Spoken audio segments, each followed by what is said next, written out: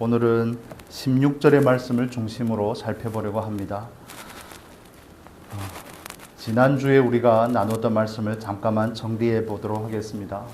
에베소서의 배경은 사도 바울이 어디에 있을 때라고 그랬습니까? 감옥에 있을 때라고 말씀을 드렸습니다.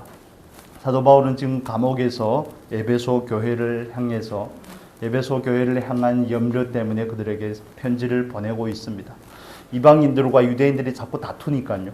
그래서 이제는 예수 그리스도 안에서 하나가 되었음을, 한 형제 자매가 되었음을 주제로 말씀을 하려고 하면서 두 번의 기도가 있다고 말씀을 드렸죠. 1장과 오늘 우리가 나눌 3장의 기도의 내용입니다. 지난주에 우리가 살펴보았던 것처럼 그 사람의 말과 행동은 곧 그 사람이라고 말씀을 드렸습니다.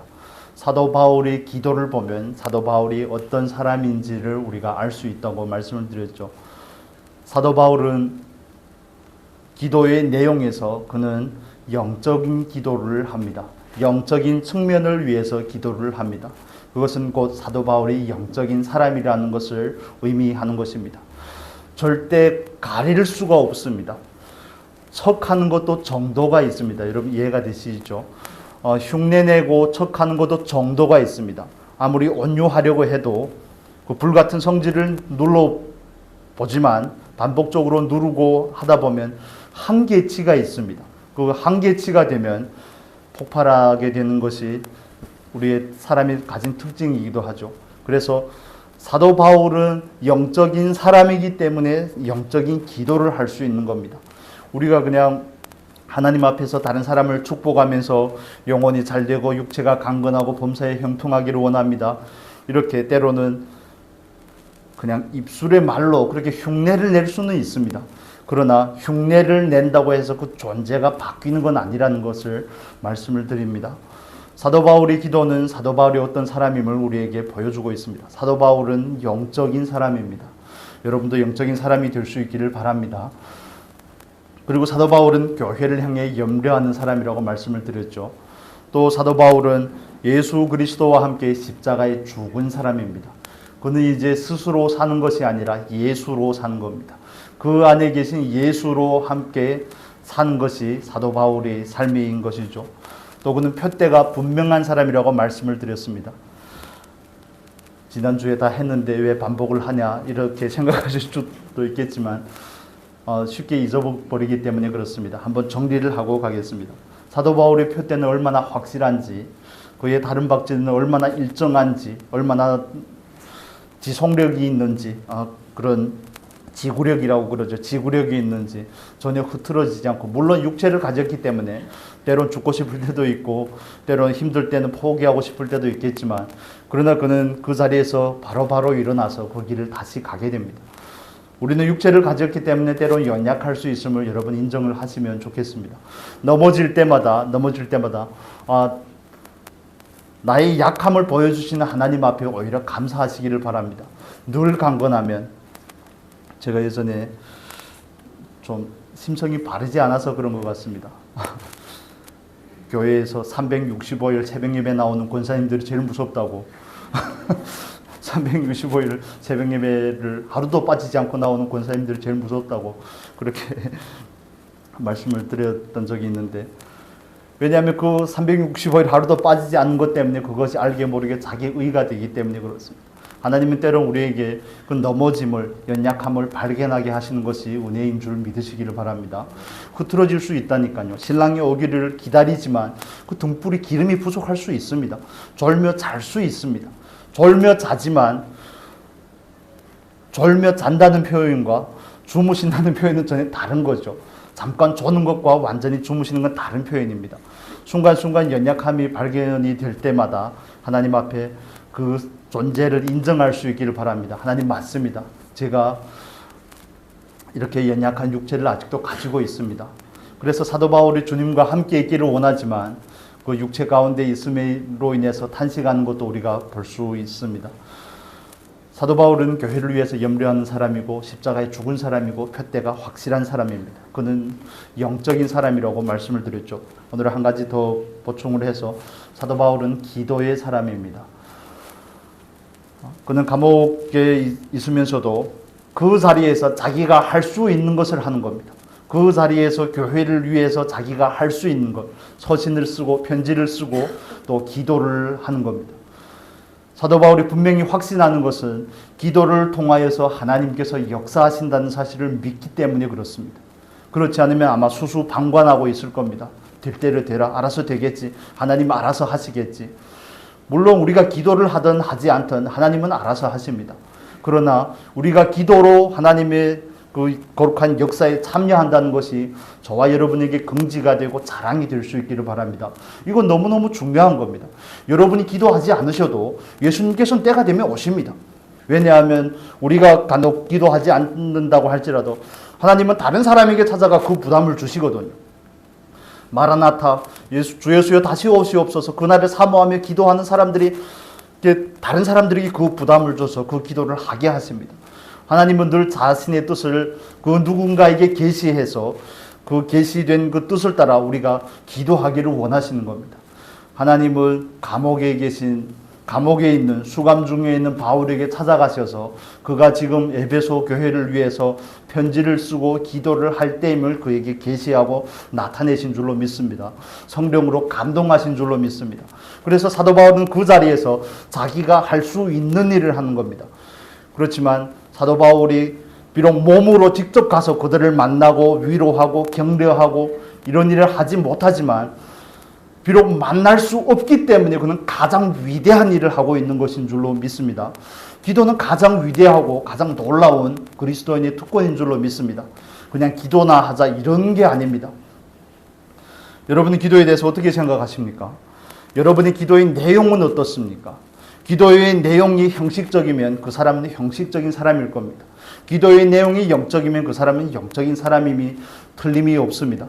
기도의 내용을 따라서 그 사람의 존재를 분별할 수 있는 것입니다. 저와 여러분 하나님 앞에서 정말 기도의 사람들이 다 될 수 있기를 바랍니다. 그리스도인으로서 기도하지 않으면 어떻게 강건한 삶을 이루어 갈 수가 있겠습니까? 어떻게 강건하게 굳건하게 이 세상에 서서 하나님의 말씀대로 살아갈 수 있겠느냐 하는 말씀입니다. 그래서 사도 바울에게서 우리가 배울 수 있는 한 가지는 그는 기도의 사람이었다는 겁니다. 그가 물론 하나님을 반복해서 경험함으로 인해서 기도에 응답하시는 그 하나님을 알기 때문에 기도하는 부분도 있지만 그는 기도가 가장 놀라운 특권이고 축복임을 분명히 믿는 사람입니다. 저와 여러분도 그렇게 믿을 수 있는 사람이 되시기를 바랍니다. 여러분 기도의 자리를 사모하시고 기도의 자리로 나오시기를 바랍니다. 사도 바울은 기도의 사람입니다. 그의 기도의 내용은 영적인 것들로 가득합니다.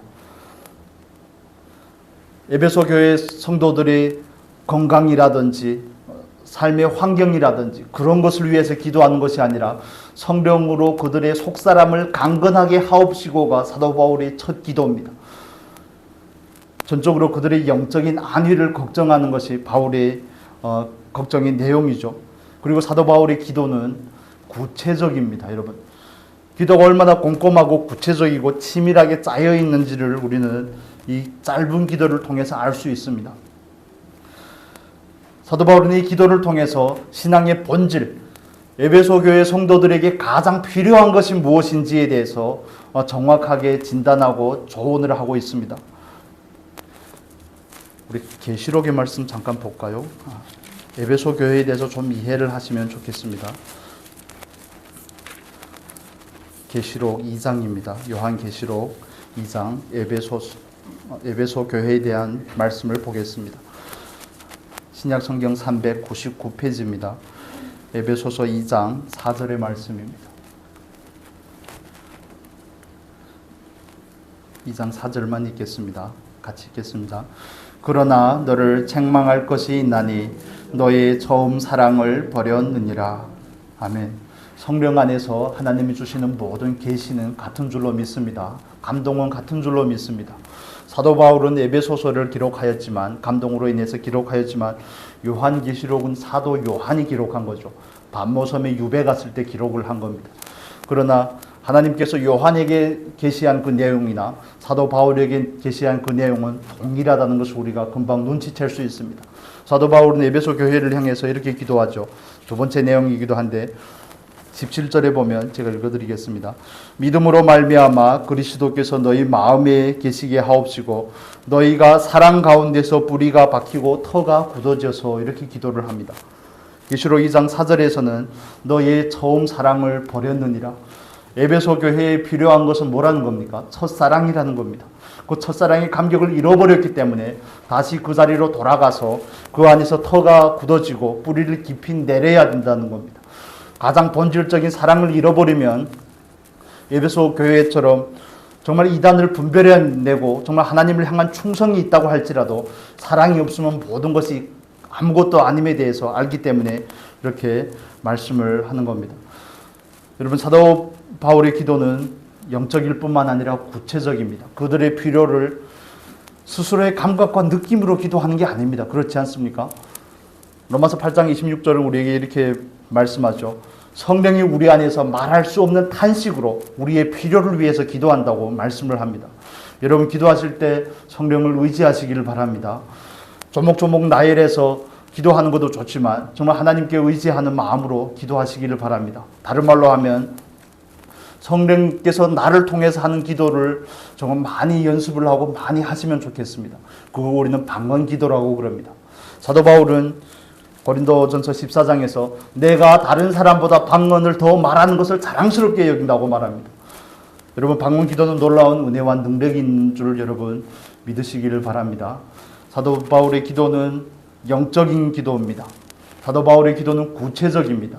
그들의 필요에 대해서 하나님의 감동하심을 따라서 그대로 조언을 하고 있는 겁니다. 여러분의 기도도 구체적으로 드리는 기도가 될 수 있기를 바랍니다. 그냥 하나님 저로 영적으로 성장하게 해주세요. 이렇게 두루뭉실하게 기도하는 것은 기도 안 하는 거랑 똑같습니다. 기도 안 하는 것보다는 좀 낫죠. 여러분 이해가 되십니까? 기도는 구체적으로 하셔야 됩니다. 구체적으로 하셔야 됩니다. 여러분 주보에서 보셨겠지만 3층이 임대가 나갔습니다. 하나님께 감사하지 않습니까? 처음에 제가 3층 얘기를 잠깐 말씀을 드리겠습니다. 처음에 이 근처에 있는 부동산에 제가 전화했을 때 평수를 말씀을 드리고 몇 층이라고 이렇게 말씀드리고 단독 건물이고 주차장이 있고 이렇게 말씀을 드리니까 10평이면 보증금 500에 30 받을 수 있다 그렇게 얘기하시더라고요. 그래서 제가 저번에도 말씀드렸던 것처럼 방이 2개인데 60을 받았으면 좋겠다 그랬는데 어제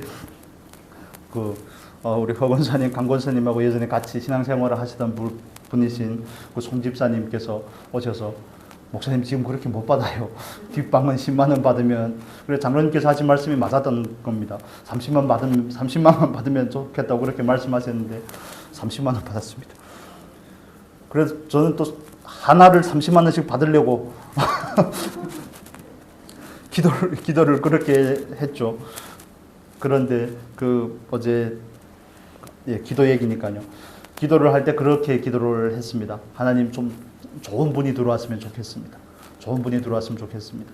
그리고 좀 이렇게 임대를 하고 같이 생활을 하다 보면 마찰이 있고 부딪힘이 있을 수 있겠지만 이런 부분에서 좀 서로 편하게 얘기할 수 있는 분들이 오시면 좋겠습니다. 그 기도를 했는데 어제 오신 분이 남부교회 안수지 집사님 사업하시는 그분 그래도 그냥 제가 어제 잠깐 얘기 나눠보고 그러니까 굉장히 좋으신 분인 것 같더라고요. 평가하는 거 아닙니다. 하나님께서 기도를 들어주셨다는 것을 말씀을 드리는 겁니다. 그리고 저희들이 좀 급한데 그 송 집사님 그 부동산에다 내놓은 지가 2주차 됩니다. 2주차. 제가 기도하면서 하나님 좀 얼른 좀 처리를 해주시지 이렇게 자꾸 미적거리시면 어떻게 하십니까? 우리 지금 돈이 필요한데 사정을 잘 하시면서 그러면서 기도를 하고 좀 빨리 해주십시오. 2주면 좀 빠른 거 아닙니까? 저만 그렇게 느끼나요? 그래서 보증금 얘기할 때도 제가 잠깐 얘기를 처음에 나눌 때 좀 착각을 했었나 봐요. 3층에 계신 분들이 보증금이 500이거든요.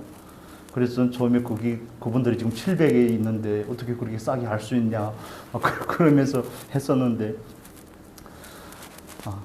결국엔 다시 그분들에게 500이라고 말씀을 드리고 계약할 때 이렇게 다 속이려고 했던 것은 아닙니다.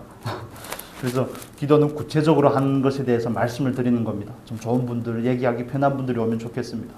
제가 중국에 살면서 새집살이를 너무 많이 해봐서 지금도 뭐 새집살이나 다름이 없지만 주인들이 정말 빡빡한 분들을 만나면 정말 힘들거든요. 스트레스도 많이 받게 되고 그런 것 때문에 에너지가 너무 많이 소비되고 그러기 때문에 그래서 좋은 분이 들어오게 해주십시오. 한데 또 하나님께서 같이 하나님을 믿는 신앙인을 보내주시고 또 적절한 가격에 요즘 시세에 잘 맞게 원래 계신 분들보다 그래도 좀 더 받을 수 있게 하나님께서 은혜를 주셨습니다. 하나님께 영광 돌립니다. 기도로 참여하신 여러분께 진심으로 감사를 드립니다. 그래서 기도는 그냥 3층 나가게 해주세요. 여기로 끝나면 안 된다는 것을 말씀을 드리는 겁니다. 구체적으로 어떤 분이 어떤 용도를 통해서 할지에 대해서 구체적으로 언급을 할 필요가 있습니다. 자녀들을 위해서 축복하실 때도 마찬가지입니다. 그냥 우리 자녀를 하나님 지켜주십시오. 거기서 끝내시면 안 됩니다. 조목조목 하나님께서 그에게 주신 달란트를 따라서 잘하는 부분이 어떤 부분이고 보강해야 될 부분이 어떤 부분이고 조목조목 기도를 하셔야 됩니다. 영적인 상태를 위해서 기도하고 그의 대인관계를 위해서 기도하고 그의 성품들에 대해서 기도하고 구체적으로 자세하게 기도할 수 있는 여러분이 되시기를 바랍니다. 여러분이 원하는 걸 기도하라는 얘기가 아닙니다. 그게 아니라 하나님께서 감동을 주심을 따라서 기도하되 구체적으로 자세하게 기도를 하셔야 됩니다. 사도 바울은 비록 감옥에 있지만 그는 기도가 자기가 할 수 있는 유일한 일이요 가장 능력 있는 일임을 알았습니다. 그래서 저와 여러분은 올 한 해 동안 사도 바울을 모델로 삼아서 쫓아가려고 할 때 사도 바울의 4가지 점이죠. 표대가 분명한 것, 그리스도와 함께 죽은 것, 그리고 뭐라고 말씀을 드렸죠? 교회를 향한 염려를 가진 것, 기도하는 사람. 이 4가지를 우리가 본받을 수 있으면 좋겠습니다. 오늘 우리가 16절의 말씀을 이어서 나누겠습니다. 16절 우리 같이 한번 다시 읽겠습니다. 에베소서 3장 16절 같이 읽겠습니다. 그 영광의 풍성을 따라 그 성령으로 말미암아 너의 속사람을 능력으로 강건하게 하옵시며 아멘. 너의 속사람을 능력으로 강건하게 하옵시며 사도 바울이 에베소 교회를 향한 기도입니다. 먼저 이 문제를 강건함을 나누기에 앞서서 먼저 한 가지 질문을 드리겠습니다. 여러분은 여러분에게 속사람이 있음을 믿으십니까? 제가 볼 때는 안 믿는 그리스도인들도 꽤나 있는 것 같습니다. 믿는다면, 있다는 것을 믿는다면, 인정한다면 저렇게 살면 안 될 텐데 그리스도인이라는 신분을 가졌고 속사람이 있다는 것을 알고 짐승의 혼은 땅으로 꺼지지만 사람의 영은 하나님께 간다는 사실을 안다면 저렇게 살면 안 될 텐데 저렇게 말씀하고 저렇게 자기 뜻과 생각을 따라서 살면 하나님 앞에 가서 좀 입장이 난처해질 것 같은 그런 느낌이 들 때가 많습니다. 우선적으로 드리는 질문은 속사람이 있음을 여러분 아십니까? 과연 믿으십니까? 하나님께서 주신 그 형상이 저와 여러분 안에서 이미 회복이 되었음을 믿으십니까? 형상이 온전해졌다는 것이 아니라 형상이 회복이 되었음을 믿으십니까? 하나님께서는 우리의 형상을 따라 사람을 만드셨습니다. 사람에게는 하나님의 형상을 주셨죠. 그러나 아담과 하와가 불순종함으로 그 형상을 잃어버렸습니다. 죄인이 되었습니다. 창세기 6장 3절의 말씀처럼 육체가 된 겁니다. 성경에서 육체라는 표현은 영적인 것과 반대되는 표현입니다. 대적하는 표현입니다. 그 육체가 되었던 저와 여러분에게 죄와 사망 가운데 죽었던 저와 여러분에게 진노를 받을 수밖에 없는 저와 여러분에게 마귀의 종노릇하며 자기 뜻대로 살던 저와 여러분에게 하나님의 은혜가 임한 줄로 믿습니다. 그 은혜가 임하여서 그 성령께서 오셔서 우리를 감동하심으로 우리로 하여금 예수를 구주로 고백하게 하고 우리의 믿음의 고백과 입술의 시인을 따라서 우리들의 영혼을 성령께서 중생케 하신 줄로 믿습니다. 그래서 육체로 난 것은 뭡니까? 육체로 난 것은 육으로 난 것은 육이요 영으로 난 것은 영입니다.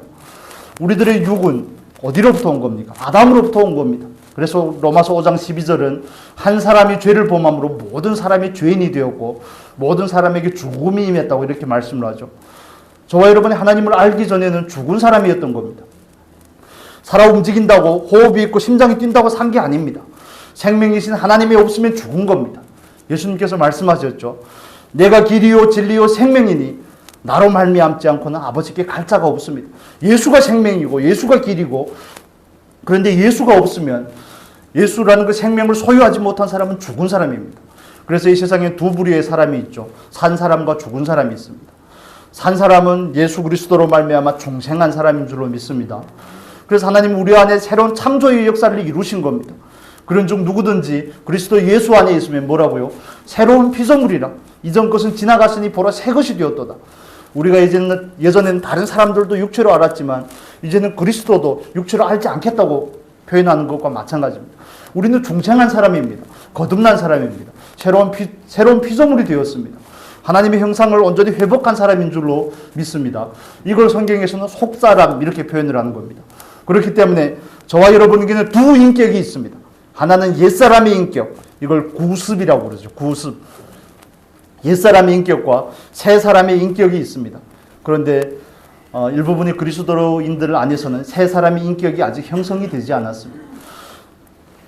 중생에서 생명은 가지고 있지만 그 생명이 있음을 깨닫지도 못하고, 있다는 것을 안다고 할지라도 그 생명을 어떻게 따라 살아야 되는지 전혀 답이 없습니다. 전혀 잘 모르는 겁니다. 정죄하는 것이 아닙니다. 그런 모습들이 너무 안타깝기 때문에 그렇습니다. 그리스도인이면 두 인격을 가진 사람입니다.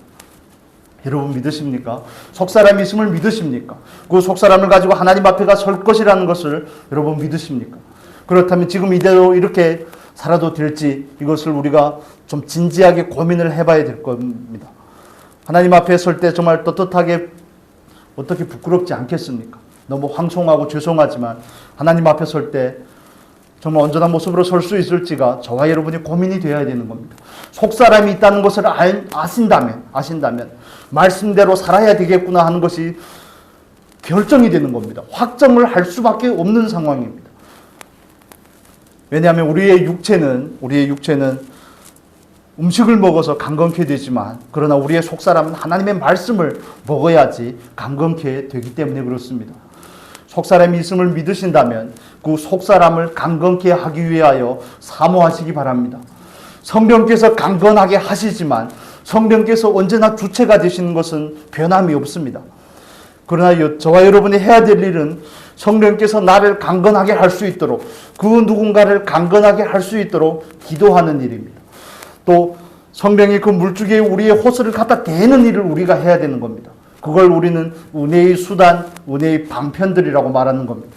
말씀을 암송한다든지, 말씀을 묵상한다든지, 말씀을 읽는다든지, 많은 말씀을 소유한다든지, 이런 부분 내 것들을 말하죠. 기도한다든지 찬양한다든지, 이런 수단들은 저와 여러분이 해야 될 몫인 겁니다. 햇빛이 아무리 쨍쨍 내리쬐도 커튼을 치면 햇빛이 집안에 들어올 수가 없는 겁니다. 하나님의 그 풍성함이 아무리 풍성하고 놀랍다 할지라도 그 빗장을 저와 여러분이 열어야 되는 겁니다.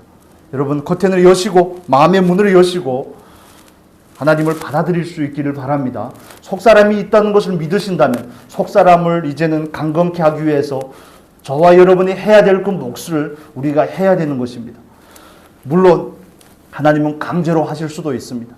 그런데 그것은 오래가는 것이 아닙니다. 돌이키려고 할 때는 가끔씩 하나님께서 강제로 하실 때도 있죠. 그렇지만 그래서 여러분 기도하실 때 성령께서 강권적으로 이런 기도 안 하셔야 됩니다. 맨날 강권적으로 하면 곤란합니다. 그러면 인생이 피폐해집니다. 인생이 많이 힘들어집니다. 맨날 강권적으로 하면 나는 전혀 동의가 되지 않는데 맨날 나를 억지로 유턴을 시켜서 끌고 간다면 인생이 많이 힘들어집니다. 그래서 저와 여러분은 하나님 앞에 자유로운 존재가 되었기 때문에, 하나님의 형상을 회복한 사람이 되었기 때문에 속사람을 위해서 이젠 좀 염려하고 속사람이 더 강건해지고 성장하기를 위해서 좀 마음을 쏟으면 어떨까, 이런 제안을 드리는 겁니다. 여러분 하나님의 말씀을 온전히 받아들일 수 있는 그런 은혜가 있기를 바랍니다. 우리에게는 속사람이 있습니다. 로마서 7장 22절 보겠습니다. 로마서 7장 22절 성경에서 그 근거를 찾아보겠습니다. 신약 성경 로마서 7장 22절입니다. 248페이지입니다. 우리 21절부터 23절까지 같이 읽겠습니다. 그러므로 내가 한 법을 깨달았노니 곧 선을 행하기 원하는 나에게 악이 함께 있는 것이로다. 내 속사람으로는 하나님의 법을 즐거워하되 내 지체 속에서 한 다른 법이 내 마음의 법과 싸워 내 지체 속에 있는 죄의 법 아래로 나를 사로잡아온 것을 보는도다. 아멘. 속사람이 있는 것을 믿으신다면, 속사람을 따라 살기를 원하신다면 우리는 하나님 앞에서 속사람을 강건케 하기 위해서 은혜의 수단들을 사용하셔야 됩니다. 그 은혜의 수단을 사용하는 첫 번째는 우리는 끊임없이 속사람에게 양식을 공급해야 되는 줄로 믿습니다. 이것은 속사람은 하나의 인격체입니다. 우리가 보통 영이라고 표현을 하죠. 영이라고 표현을 하는데 하나님의 인격을 가진 그 존재에게 끊임없이 양식을 넣어줘야 됩니다. 넣어줘야 됩니다. 왜냐하면 우리들의 육체는 늘 우리를 세상으로 이끕니다. 늘 우리를 눈에 보이는 것으로 이끌고 우리를 원시치 못하게 하고 늘 눈앞의 것을 쫓아가게 만드는 것입니다. 그러나 저와 여러분 안에 있는 그 영은, 하나님의 형상은 우리를 영원한 나라를 사모하게 합니다. 눈앞의 것이 아닌 먼데 것을 바라보게 하는 것입니다. 눈에 보이는 것이 아닌, 눈에 보이지는 않지만 영원한 것을, 영원한 가치를 바라보게 하는 것입니다. 여러분, 그러기 위해서 우리가 더 강건해지기 위해서는 속사람에게 끊임없이 뭘 하라고요? 먹여줘야 되는 겁니다. 아무리 건장한 사람도 며칠씩 밥을 안 먹으면 버텨내는 수가 없습니다. 닌게를 맞아 되는 일이 아니더라고요. 닌게를 맞아서는 원기가 회복이 안 됩니다. 유지가 되죠. 그냥 유지가 되는데, 그러나 흰쌀죽이라든지 죽을 먹기 힘들면 죽물이라도 마시면 바로 원기가 회복이 됩니다. 하나님이 얼마나 오묘하게 만드셨는지 마찬가지입니다. 우리들이 영적은 안에서 기아에 허덕이는데, 영적으로 기아에 허덕이는데 전혀 감각하지 못하고 있다면 그 결과는 좀 비참할 것입니다. 그래서 사도 베드로는 우리에게 이렇게 제안을 합니다. 우리 같이 한번 볼까요? 베드로전서 2장 2절입니다. 여러분 잘 아시는 말씀이죠. 찾기 힘드시면 안 찾으셔도 됩니다. 다 같이 찾으신 분들만 같이 읽겠습니다. 베드로전서 2장 2절 377페이지입니다. 같이 읽겠습니다. 갓난 아이들 같이 순전하고 신령한 젖을 사모하라. 이는 이로 말미암아 너희로 구원에 이르도록 자라게 하려 함이라. 구원에 이르도록 자라게 하려 함이라. 먹어야지 자랄 수가 있는 겁니다. 먹어야지 강건할 수가 있는 겁니다. 성령께서 강건하게 하시지만 먹는 것은 저와 여러분이 해야 되는 일입니다. 여러분 믿으십니까? 그렇다면 여러분의 영을, 여러분의 속사람을 위해서 얼마나 영양을 공급하고 계십니까? 얼마나 영양을 공급하고 계십니까? 여러분의 믿음의 분량을 따라서 꾸준히 하시기 바랍니다. 지속적으로 꾸준히 계속 섭취를 해야 됩니다. 일정하게. 갑자기 또 피를 받으면 창세기 하루에 50장까지 다 읽고 한 달 동안 전혀 읽지 않고 이렇게 하지 마시고, 한두 장 읽는 것이 나에게 맞다면 그걸 정말 어린아이처럼 사모하는 마음으로 말씀을 먹어보십시오. 말씀을 먹는 겁니다. 듣기도 하고 보기도 하지만 말씀은 먹는 겁니다. 영적인 양식이라고 생각을 하고 먹으셔야 됩니다. 그래야지 속사람이 자랍니다. 자라야지 강건할 수가 있습니다. 사모하는 것은 저와 여러분의 몫입니다. 그래서 끊임없이 정말 반복적으로 지속적으로 일정하게 그 일을 하시기를 바랍니다. 성령께서 주체가 되지만 사모하고 먹는 것은 저와 여러분이 해야 되는 부분들입니다. 다른 사람이 얼마나 읽든지, 다른 사람이 기도를 얼마나 하든지 거기에 신경을 쓰지 마시고 스스로의 분량을 찾아가시기를 바랍니다. 누구는 1년에 몇 독을 한다던데 전혀 부담을 가질 필요가 없습니다. 여러분이 하나님 앞에서 나에게 맞는 분량을 찾으시고 그 분량대로 꾸준히 먹으시기를 바랍니다. 먹어야지 강건할 수가 있습니다. 먹어야지 자랍니다. 자라야지 그 강건함이 더 확장이 됩니다. 그렇지 않으면 우리는 이 험한 세상을 버텨낼 수 있는 능력이 없음을 우리가 일단 인정을 하셔야 됩니다. 예수가 없이도 이 세상을 나는 바르게 살 수 있습니다. 말씀을 따라서 살 수 있습니다 하는 그리스도인 있으면 한번 나와보라고 그러십시오. 절대 불가능한 것이거든요. 성령의 능력이 없으면, 성령의 권능이 임하지 않으면 이 세상에서 증인다운 삶을 살 수가 없습니다. 여러분 예수님의 제자들을 보십시오. 예수님께서 12명의 제자들을 3년 반 동안 데리고 다니면서 말씀도 먹이시고 그들에게 직접 놀라운 역사들도 일으켜보게 경험도 시키시고 하셨지만 예수님께서 십자가에 못 박히실 때 정말 한 놈이라고 그렇게 말하고 싶네요. 정말 한 사람도 남지 않고 다 도망가신 것을 여러분 아시죠? 수제자라고 자랑하던 그 베드로는 어떻습니까? 다른 사람들은 다 예수님을 부인한다고 해도 저는 다른 족속이니까요. 저는 절대 그러지 않을 것입니다.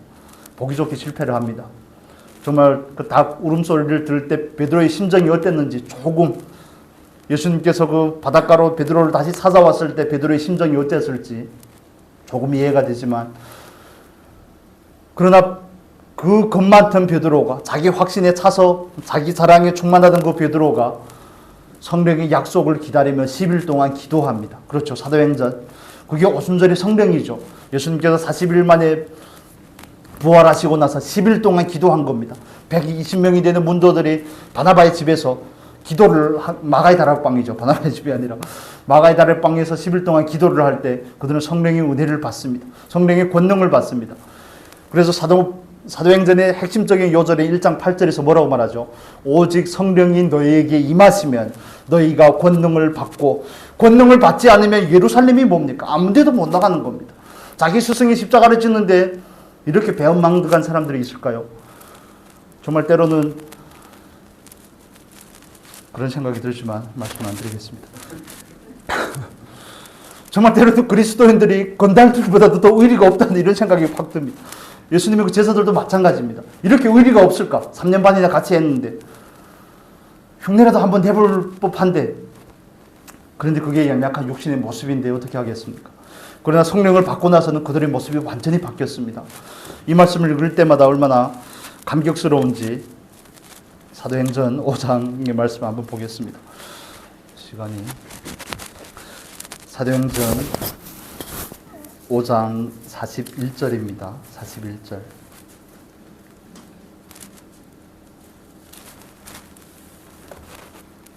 (40절에서) 42절까지 같이 읽겠습니다. 5장 40절에서 42절 같이 읽겠습니다. 저희가 옳게 여겨 사도들을 불러들여 채찍질하며 예수의 이름으로 말하는 것을 금하고 놓으니 사도들은 그 이름을 위하여 능력받는 일에 합당한 자로 여기심을 기뻐하면서 공회 앞을 떠나니라. 저희가 날마다 성전이 있든지 집에 있든지 예수는 그리스도라 가르치기와 전도하기를 쉬지 아니하니라. 아멘. 예수님께서 십자가에 못 박히실 때는 다 도망을 가더니 성령의 권능을 받고 나서는 그들은 오히려 예수라는 그 이름 때문에 능력받는 것을 어떻게 했다고요? 기뻐했다고 이렇게 사도행전 우리에게 증언하고 있습니다. 속사람이 강건하기 위해서는 끊임없이 먹어야 됩니다. 그래야지 강건하고 그래야지 잘할 수 있습니다. 또 속사람이 강건하기 위해서는 성령의 권능을 받으셔야 됩니다. 이건 내적인 일과 외적인 일이 같이 가야 되는 것입니다. 아무리 말씀을 많이 아는 사람이라고 할지라도 성령의 권능을 입지 못하면 그 신앙을 쭉 유지하기가 힘듭니다. 그래서 이걸 위해서 우리가 해야 될 일은 기도입니다. 기도. 성령의 외적인 충만함을 위해서는 기도가 필요하고 성령의 내적인 충만함을 위해서는 말씀이 필요합니다. 생명 되신 그 하나님을 얻고자 하는 물론 그런 동기와 목적은 다 같아야 되는 것입니다. 그렇지만 기도가 없는 그리스도인의 삶은 상상할 수가 없습니다. 여러분 기도의 자리를 사모하시기를 바랍니다. 기도하셔야 됩니다. 말씀을 먹으셔야 됩니다. 강건하기 위해서는 가장 결과론적으로는 가장 기본적인 것을 잘 하셔야 됩니다. 기본기를 하지 않고 기본적인 것을 하지 않고 그냥 폼만 좋아지면 안 됩니다. 기본기가 좋아져야 됩니다. 그리스도인은 이렇게 표면적으로 보여지는 삶보다 뿌리가 깊어져야 됩니다. 보이지 않는 삶이 훨씬 더 중요한 것입니다. 뿌리가 점점 더 깊어져야지 그 삶이 흔들리지 않습니다. 그러나 겉모습은 점점 좋아지고 저는 축구를 잘 하지는 못하는데 엄청 좋아하거든요. 그래서 예전에 영광에 있을 때 그 중고등부 친구들하고 축구를 하고 그러면 제가 볼 때는 그 어린 친구들이 기본기를 연습하면 좋겠는데 저는 뭐 연습을 한다고 잘 안 됩니다. 잘 안 되니까 뭐 저는 제외한다 치더라도 그런데 그때부터 한참 그 호날두라는 선수 있죠. 호날두라는 선수가 막 인기가 좋아지고 뜨면서 다 그 흉내를 내는 겁니다. 기본기가 안 됐는데 그가 했던 세리머니를 따라하고 그가 했던 그 드리블을 따라하려고 하고 공이 발에 붙지도 않는데 드리블이 되겠습니까? 그 흉내만 하다가 막상 경기에 들어가면 아무것도 못하죠. 그것과 마찬가지입니다. 그래서 말씀과 기도에 대해서 강조하는 것, 이건 기본이지만 가장 중요한 겁니다. 이걸 떠나서는 뭐가 안 됩니다. 어느 날에 기도할 때는 갑자기 내가 확 성장을 한다든지 갑자기 변화가 된다든지 그런 일은 없습니다. 로또가 잘 안 맞을 뿐만 아니라 영적인 원리도 마찬가지입니다. 그래서 어느 날 갑자기 변화가 될 것을 기대하는 것이 아니라 우리는 꾸준히 변함없이 일정한 양으로 먹고 기도하고 하는 일을 반복적으로 하셔야 되는 줄로 믿습니다. 성령께서 강건하게 하는 주체가 맞습니다. 그렇지만 저와 여러분이 문을 여셔야 됩니다. 성령을 향해서 문을 열어야 됩니다. 하나님을 향해서 문을 여셔야 됩니다.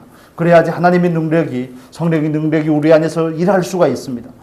왜냐하면 성령은 인격이시기 때문에 그렇습니다. 강제로 안 하신다니까요. 문이 닫혀져 있으면 예수님은 노크를 하시지 문을 부수고 들어가서 다 잡아내는 것이 아닙니다. 성령께서는 인격이시기 때문에 우리를 지극히 존중하십니다. 그래서 정말 간절히 원하기는 하나님께서 저와 여러분에게 이런 지속적인 소원을 주시기를 원합니다. 사모하는 마음을 주시기를 원합니다. 그 마음을 주셨다면 우리도 그 사모함을 따라서 끊임없이 더 사모할 수 있기를 바랍니다. 속사람은 강건해져야 됩니다. 강건해지기 위해서는 반드시 반복적으로 드셔야 됩니다. 영적인 양식을 공급해야지 내 영이 자랍니다. 내 속사람이 자라고 속사람이 강건해집니다.